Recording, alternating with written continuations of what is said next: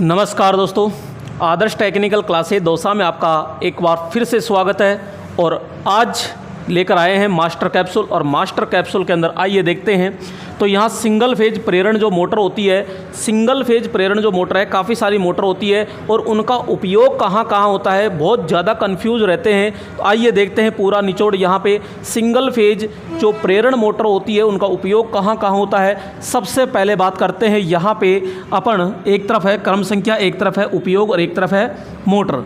जैसे रेफ्रिजरेटर होता है, रेफ्रिजरेटर को अपनी भाषा में अपन क्या बोलते हैं, फ्रिज बोलते हैं। और जो फ्रिज होता है इसकी जो क्षमता होती है वो किस में होती है, तो अपन बात करते हैं लीटर के अंदर होती है। अब लीटर के अंदर जो कंप्रेशर होता है, वो कंप्रेशर के अंदर कौन सी मोटर लगाई जाती है, तो ध्यान रखिएगा वहाँ मोटर लगती है capacitor start, capacitor run motor. ये पूरी एक ही मोटर है दोस्तों, ध्यान रखिएगा। Capacitor start, capacitor run motor अपन प्रयोग करते हैं। इसके अलावा आप ध्यान रखिएगा, यहीं पर मैं बता देता हूँ, एक रेफ्रिजरेटर है, एक यहाँ पर ये वॉशिंग मशीन क्या होती है, वॉशिंग मशीन होती है, वॉशिंग मशीन होती है जो कपड़े धोने की मशीन होती है वो। और एक आपके जैसे घरों में एसी लगती है।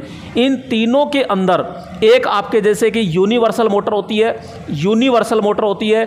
एक आपके चक्की के अंदर जो मोटर लगती है वो सिंगल फेज वाली, सिंगल फेज वाली जो चक्की के अंदर यानी वेट ग्राइंडर होती है वो। तो रेफ्रिजरेटर कह दो, वॉशिंग मशीन कह दो, ठीक है, एसी कह दीजिए, समरसीबल पंप मोटर कह दीजिए, या फिर आप वेट ग्राइंडर कह दीजिए। उसी के अंदर बोलो कौन सी मोटर प्रयोग होगी, तो कैपेसिटर स्टार्ट मोटर प्रयोग होती है। इसके बाद आते हैं लेथ मशीन। लेथ मशीन को ध्यान रखना, यहाँ पे खराद मशीन कहते हैं। इसी को मशीनों की जननी कहते हैं। क्या कहते हैं, मशीनों की जननी। मशीनों की जननी का मतलब होता है mother of machine, mother of machine. यानी कि वो कौन सी मशीन है मदर ऑफ मशीन, तो लेथ मशीन होती है जिसपे अनेक सारे कार्य किए जाते हैं। तो वो आपकी capacitor start, capacitor run motor होती है, क्योंकि इसके अंदर दो कैपेसिटर लगते हैं, एक स्थायी होता है और एक आपका स्टार्टिंग के लगाया जाता है। जो स्टार्टिंग में लगा होता है वो 10 से 20 माइक्रोफैरड होता है। जो अपकेंद्रीय स्विच के श्रेणी क्रम में होता है तो 75% गति करते ही वो हट जाता है। और एक होता है स्थायी जो 2.5 से 4 माइक्रोफैरड का होता है, तो वो स्टार्टिंग वाइंडिंग के श्रेणी क्रम में हमेशा के लिए लगा रहता है। अगला आता है सेंट्रीफ्यूगल पंप, जो capacitor start, capacitor run motor में हम प्रयोग करते हैं।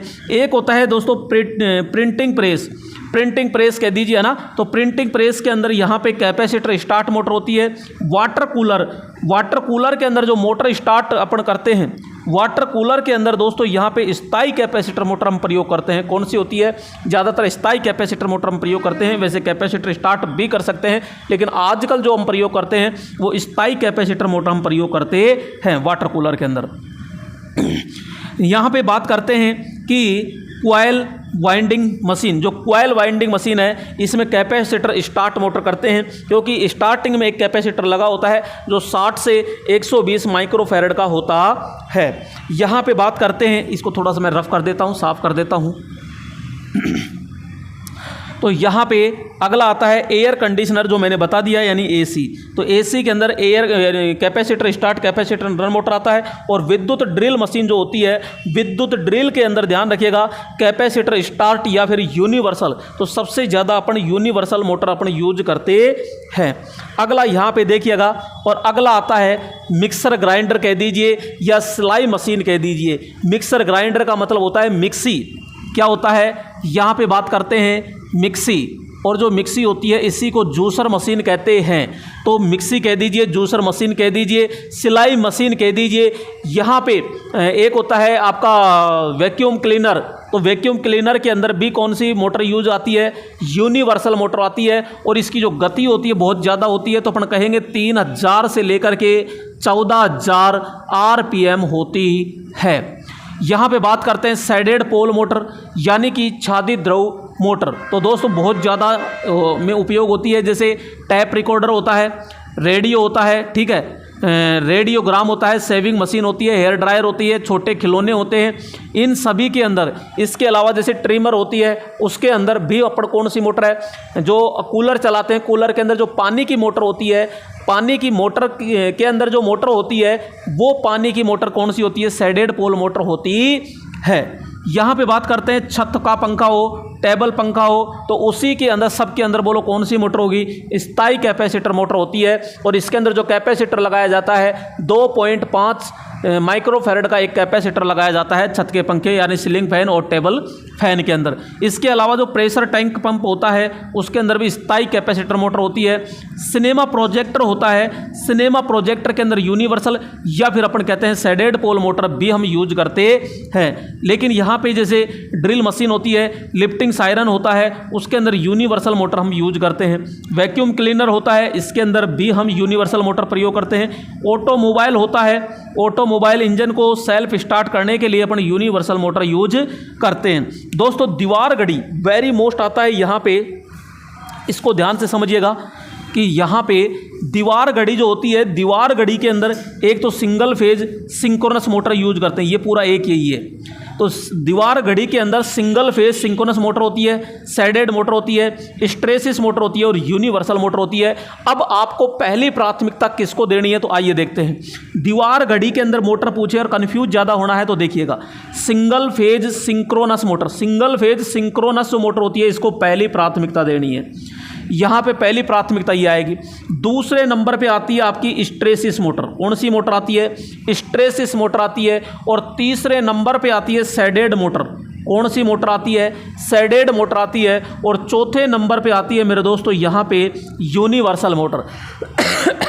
तो यहाँ अलग अलग क्रम से आपसे पूछ ले तो भैया सिंगल फेज यानी एक नंबर पे सिंगल फेज सिंक्रोनस मोटर होती है, ठीक है। दूसरे नंबर पे हिस्टैरिसीस मोटर होती है और तीसरे नंबर पे शेडेड पोल मोटर होती है, चौथे पे होती है यूनिवर्सल मोटर। तो ये दीवार घड़ी का ध्यान रखिएगा। प्रेशर स्विच में पूछ ले तो स्प्लिट फेज प्रेरण मोटर और परिवर्तित लोड में सिंगल फेज स्प्लिट मोटर अपन यूज स्लिप मोटर यूज करते हैं। अगला और देखिएगा, यहाँ पे और अपन समझते हैं क्योंकि यहाँ पे कंफ्यूज आपका नहीं रहेगा। तो ये यहाँ पे कैसे भी आपसे पूछ ले तो ये है, यहाँ पे कंप्रेसर के अंदर repulsion start induction motor, portable drill कह दे, विद्युत बर्मा कह दे तो यूनिवर्सल मोटर होगा। Petrol pump, crane, mixing machine में पूछ ले तो रिपल्सन मोटर आप यूज कीजिएगा, रिपल्सन। हार्ड डिस्क ड्राइव है, प्रिंटर है, फैक्स मशीन है तो वहाँ आपका स्टेपर मोटर होता है। और संकेतक उपकरण या टाइमिंग उपकरण होता है तो वहाँ पे हिस्टैरिसीस मोटर अपन यूज करते हैं। तो दोस्तों यहाँ पे आराम से कीजिएगा। आपसे क्वेश्चन पूछा जाए कि सिंगल फेज में जितनी भी मोटर होती है उसमें सबसे ज़्यादा गति किसकी है, तो बात करेंगे यूनिवर्सल की। सबसे ज़्यादा टॉर्क किसका है, तो बात करेंगे यूनिवर्सल की होती है।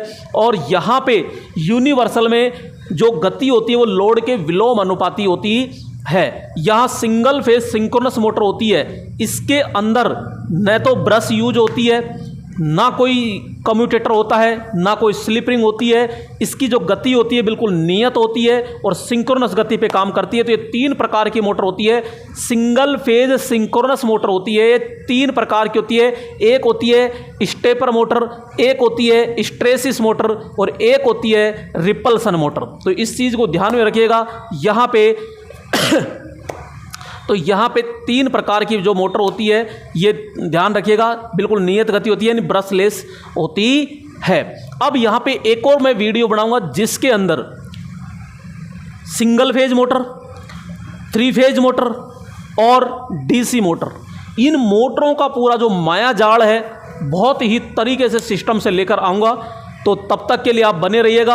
और अभी तक चैनल को आपने सब्सक्राइब नहीं किया है तो प्लीज़ चैनल को सब्सक्राइब करके अपने दोस्तों को ज़रूर शेयर कीजिएगा, क्योंकि ये सब कुछ आपके लिए है और तब तक आप शेयर नहीं करोगे जब तक ये परिवार अपना आगे नहीं बढ़ेगा। तो इतना सा काम तो आपको करना ही पड़ेगा। तब तक के लिए नमस्कार दोस्तों, जय हिंद।